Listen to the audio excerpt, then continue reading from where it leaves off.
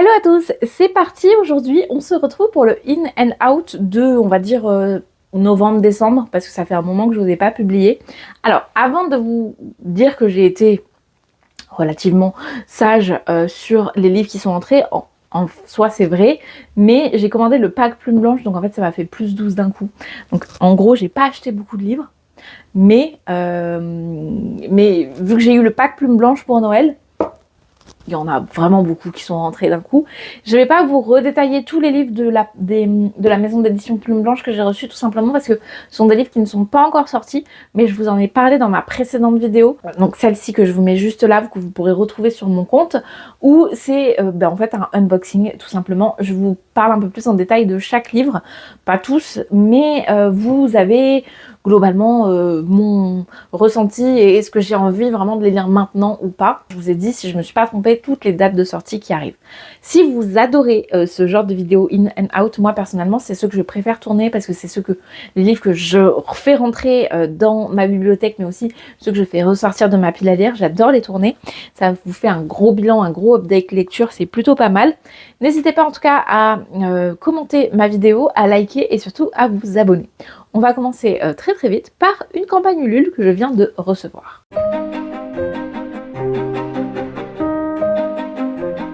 C'est un livre que j'ai commandé en début d'année et que j'ai reçu maintenant, Les Guerres de Fallen de Lydia Brasington, qui a déjà sorti plusieurs livres qui sont sortis en maison d'édition, mais celui-ci est en auto-édition. Il a été vendu comme une vibe Game of Thrones, avec plusieurs dessins croisés, et j'ai très hâte de le lire et de le découvrir. Ensuite, étant donné que j'adore Game of Thrones, bien évidemment, on m'a offert cette fois-ci, donc c'est un livre que j'ai déjà lu, mais c'est l'édition illustrée du Trône de Fer, le tome 2. J'avais le tome 1, j'avais trouvé le tome 3 à Gibert Jeunesse, et donc le tome 2 de Game of Thrones, tout simplement, le Trône de Fer.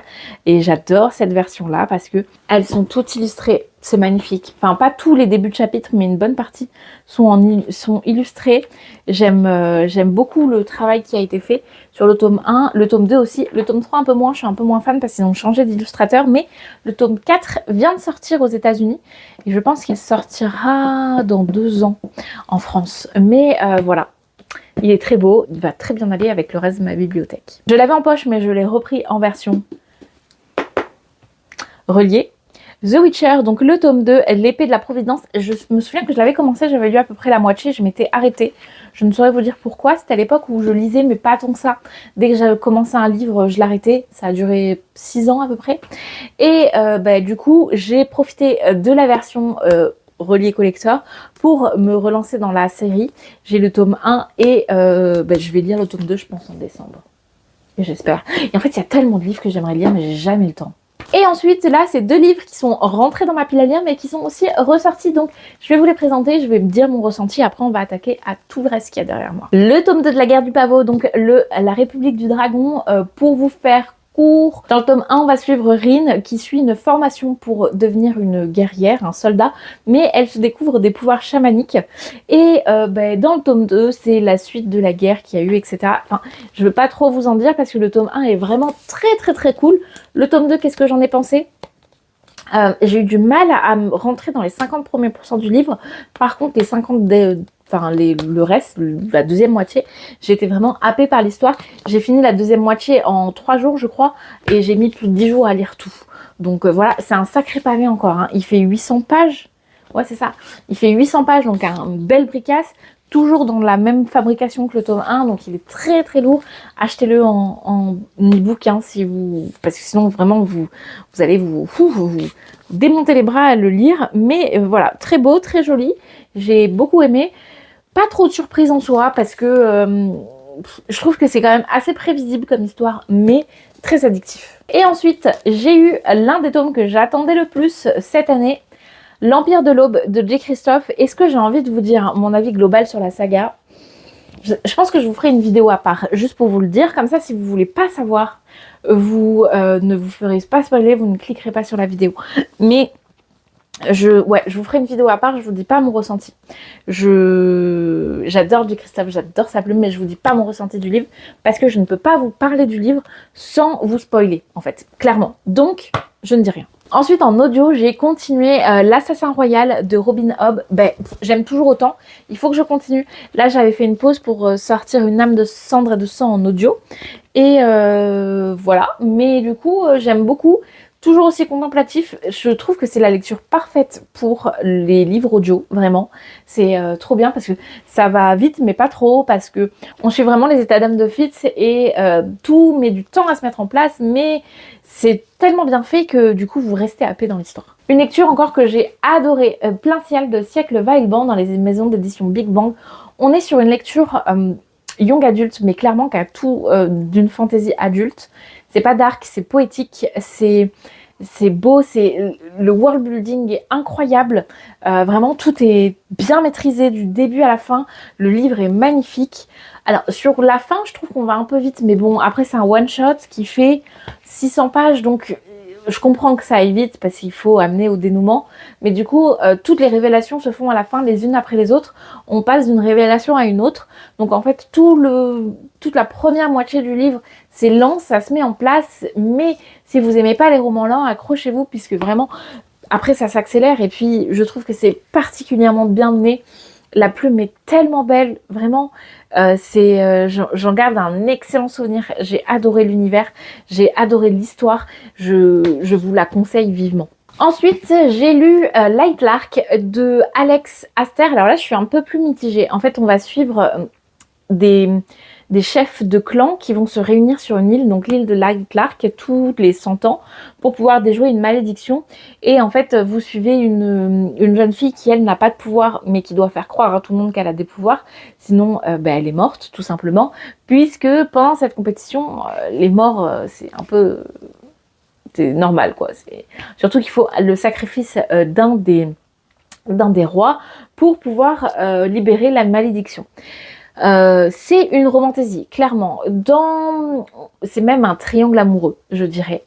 Dans le tome 1, enfin j'ai pas lu la suite, hein, mais j'espère que dans le tome 2, ça sera mieux, parce que clairement, l'héroïne, je l'ai trouvée assez bête, elle réfléchit pas, et en fait elle réfléchit qu'à la fin, et donc du coup il y a le dénouement, mais tout le long du livre, elle se laisse emporter par les autres, et je trouve que c'est ce qui lui fait défaut, c'est qu'elle se laisse beaucoup trop emporter, malheureusement, et du coup j'étais un peu déçue, quoi. Ah, je vous ai pas dit, mais j'ai acheté le tome 4 de la Guilde des Ombres, mais en même temps j'ai acheté le tome 1 et le tome 2 à une amie le même jour. Et en fait, lorsqu'on s'est dispatché les livres, je me suis trompée. J'ai pris son tome 2, elle a pris mon tome 4. Mais j'ai aussi acheté le tome 4 de la Guilde des Ombres que je suis en train de lire actuellement en e-book. Encore un livre dont je suis assez mitigée, c'est Le Prince Captif, donc le tome 1 et le tome 2 de C.S. Paca. Alors je suis assez mitigée parce que en fait, j'ai commencé à le lire au bout du 2e chapitre, j'avais envie de DNF parce que il y a une scène d'une violence inouïe, je trouve, très descriptive, un peu trop pour pas grand chose à mon avis. J'ai continué, en fait, je pense que j'ai envie de savoir la suite, mais j'en suis pas sûre à 100%.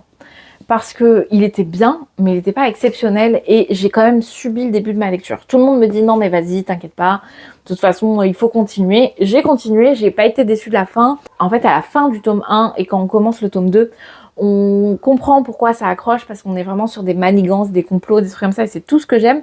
Mais il y a toujours cette sensation de déception pour les premiers chapitres qui m'ont... Enfin, je me suis dit, mais qu'est-ce que je lis là? Qu'est-ce que je lis?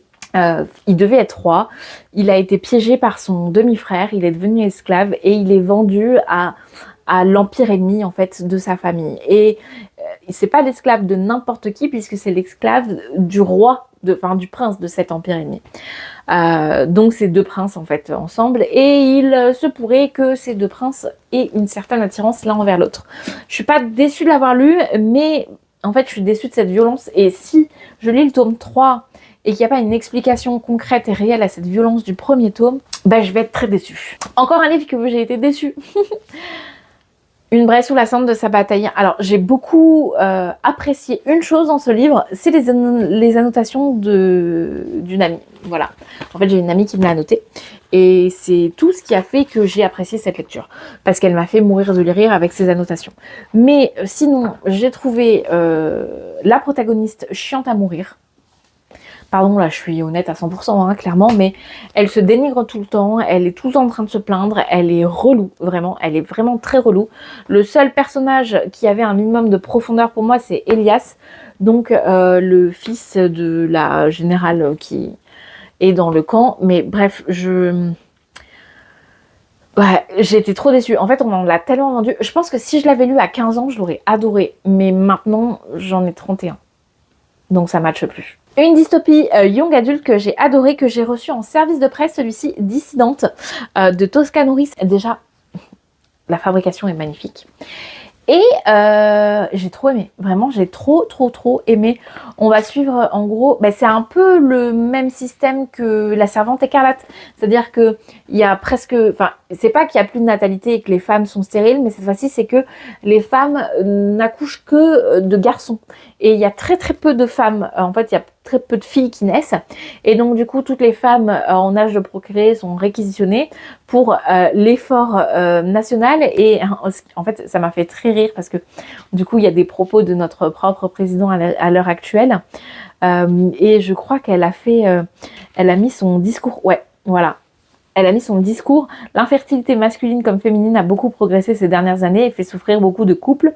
Un grand plan de lutte contre ce fléau sera engagé pour permettre le réarmement démographique. Ça m'a beaucoup fait rire parce que en fait c'est clairement dans ça qu'on va se diriger si on continue comme ça avec ces discours-là. Mais voilà, enfin ça m'a fait rire, oui et non, vous l'aurez compris. C'est un rire assez jaune. On va suivre Jo qui, elle, fuit ce système-là parce qu'elle ne veut pas procréer, elle ne veut pas être dans les centres de procréation, elle ne veut pas être forcée à être mariée à quelqu'un alors qu'elle ne le veut pas. Et du coup, elle va partir en fuite avec un jeune homme, Edgar, qui va tomber un peu par hasard sur elle. Et vous allez les suivre en fait dans tout leur périple, mais très cool, vraiment hyper cool, hyper sympa, assez prévisible, on va dire. J'ai pas eu trop de surprise, mais j'ai été vraiment embarquée dans ma lecture. Cette lecture, je l'ai finie en audio très récemment, Une âme de cendre et de sang, donc c'est le tome 5, oui c'est ça, du sang et la cendre, donc le tome 7 que vous lisez si vous lisez tout dans l'ordre. Comment vous dire ? C'est en fait, on va revenir au début de l'histoire. On va revenir au début du tome 1 pour une raison bien particulière qui est expliquée et qui est compréhensible, mais du point de vue de Castille. Donc si vous avez lu le tome 1 il n'y a pas longtemps, vous allez vous ennuyer fortement sur ce livre-là. Par contre, si vous avez lu le tome 1 il y a pas mal de temps comme moi, ça va vous faire un bon petit récapitulatif, un bon rappel globalement de la saga. Je suis pas déçue de l'avoir écouté en audio parce que je vous avouerai qu'en livre ça aurait été, je dirais pas une perte de temps, mais ça aurait été très long pour pas grand chose. Par contre, les derniers chapitres sont très importants, donc soit vous lisez que les chapitres présents et le dernier chapitre parce que vous avez le tome 1 bien en tête, soit vous lisez tout, mais vous risquez, surtout si vous avez lu le tome 1 il y a pas longtemps, vous risquez de vous ennuyer un petit peu. Je vais pas vous mentir. Ou alors l'option 3, vous faites comme moi, vous l'écoutez en audio et vous l'écoutez pendant que vous faites les courses, comme ça vous perdez pas de temps. Et enfin, le dernier livre que j'ai à vous présenter, c'est N'invite pas la forêt à entrer, que j'ai beaucoup aimé. On va suivre en fait un petit trio. Vous avez Dove et Andrew qui sont des jumeaux très fusionnels, et vous avez Thomas qui va se lier à ce duo, donc pour former un trio. Et les trois sont des amis de longue date depuis le début de leur école.